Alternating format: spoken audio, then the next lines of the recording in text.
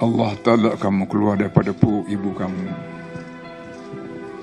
Dan bila kamu keluar daripada perut ibu kamu ke dunia, kamu tak tahu apa-apa. La ta'lamuna syai'an. Kamu tak tahu apa pun. Namamu pun tak tahu. Mak bapak pun tak kenal. Wa ja'alakum as-sam'a wal absar wal afidah. Tapi Allah tolong buat kepada kamu telinga, penglihatan, pendengaran, penglihatan dan qalbu, hati pun. La'allakum tashkurun, supaya kamu semua bersyukur kenang budi aku. Sallallahu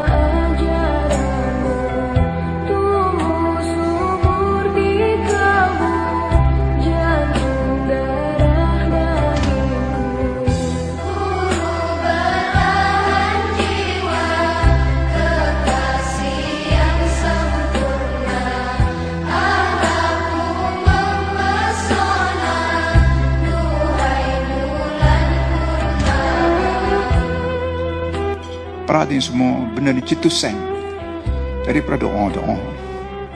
Saya sekadar saya ingatnya 3 kali dalam hidup saya ni tak bangun sembahyang tahajud. 3 kali sekadar saya ingat, saya terasa susah hati. Bila bangun tahajud, saya berdoa sungguh-sungguh, ya Allah, kamu jadikan aku, kamu amanah pada aku, jaga agamamu. Kamu jadikan aku, kamu amanah pada aku, jaga agamamu.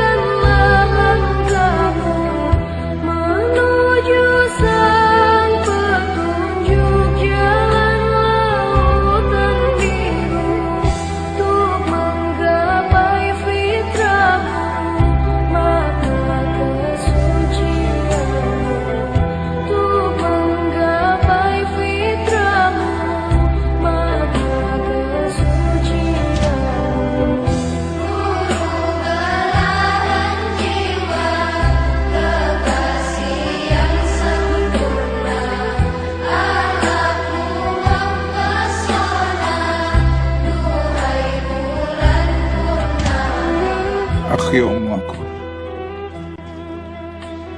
Akhir umur aku dapat menarik golongan yang dulunya disebut filem, penyanyi, yang semuanya orang ni bawa orang lain pada ghaflah, kelalaian. Tapi di antara usaha yang Kelantan buat, boleh menarik orang ni semua balik kepada Allah Subhanahu Wa Taala.